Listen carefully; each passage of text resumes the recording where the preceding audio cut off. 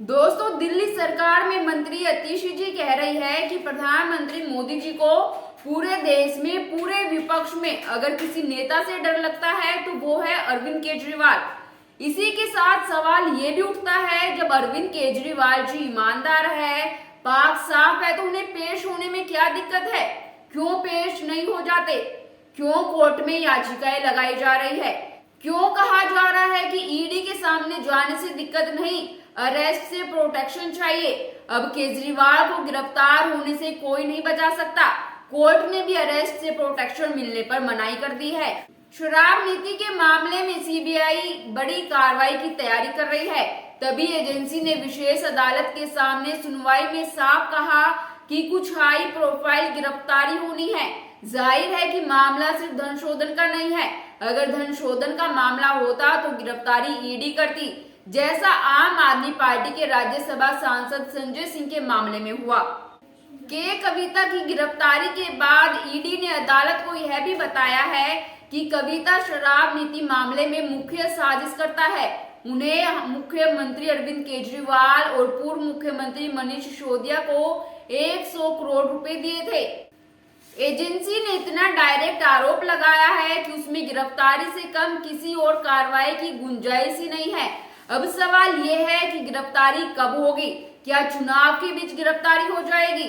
नमस्कार दोस्तों, मैं हिमांशी कश्यप आपके साथ। आप देख रहे हैं जनता की आवाज। आगे बढ़ने से पहले इस वीडियो को लाइक करें, शेयर करें और अगर पहली बार जनता की आवाज न्यूज चैनल को देख रहे हैं तो चैनल को सब्सक्राइब भी करें और घंटी जरूर बजाएं, चैनल की भी और सरकार की भी।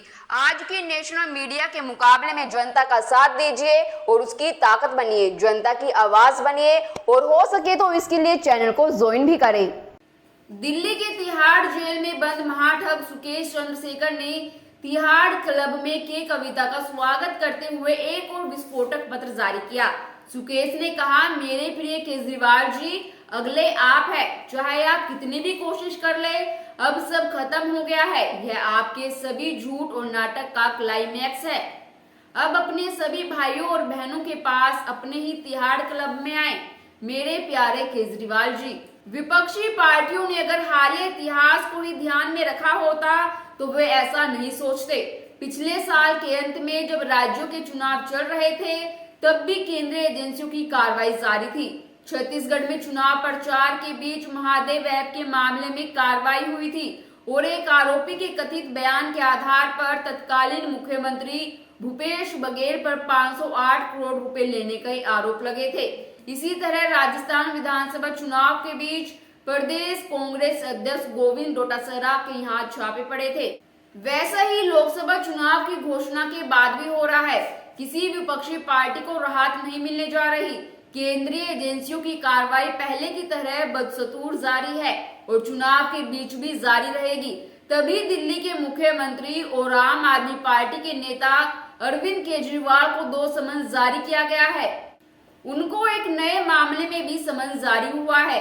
समन पर हाजिर नहीं होने की एजेंसी की शिकायत पर जिस दिन दिल्ली की अदालत ने केजरीवाल को जमानत दी और उन्हें अदालती कार्रवाई में हाजिर होने से छूट दी, अगले ही दिन एजेंसी ने उनको 2 नए समन भेज दिए।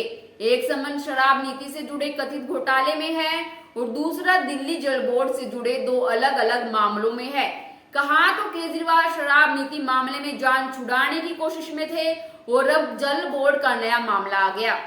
दोस्तों, चुनाव की घोषणा के बाद छत्तीसगढ़ में पुलिस ने पूर्व मुख्यमंत्री भूपेश बघेल के खिलाफ एफआईआर दर्ज की। पुलिस ने महादेव ऐप से सट्टेबाजी के मामलों में बघेल को आरोपी बनाया है। पता नहीं यह संयोग है या प्रयोग, लेकिन खबर है कि झारखंड के चाईबासा की एक अदालत ने कांग्रेस नेता राहुल गांधी को समन जारी किया है। मानहानि से जुड़े एक मामले में चाईबासा की एमपी एमएलए अदालत ने राहुल गांधी को 27 मार्च को हाजिर होने का समन भेजा है। झारखंड मुक्ति मोर्चा के नेता हेमंत सोरेन जेल में है, लेकिन मुश्किलें खत्म नहीं हुई है।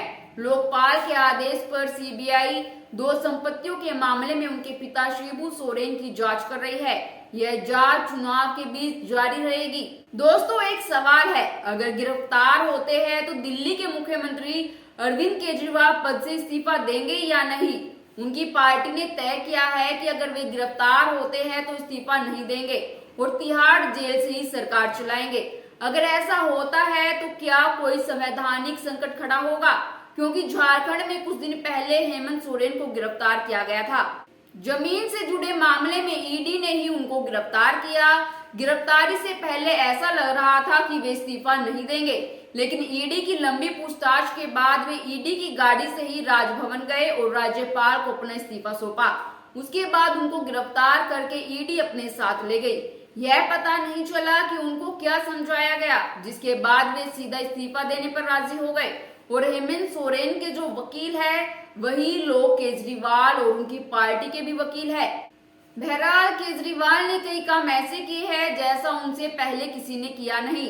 तभी ये सवाल है, क्या वे पहले मुख्यमंत्री होंगे जो पद पर रहते हुए गिरफ्तार होंगे? इससे पहले लालू प्रसाद इस्तीफा देकर गिरफ्तार हुए थे और हेमंत सोरेन भी इस्तीफा देकर गिरफ्तार हुए। लेकिन अगर केजरीवाल इस्तीफा नहीं देते हैं तो क्या ईडी उनको पद पर रहते हुए गिरफ्तार करेगी? आपको क्या लगता है? अपनी राय हमें कमेंट कर जरूर बताएं और बाकी खबरों के लिए देखते रहिए जनता की आवाज।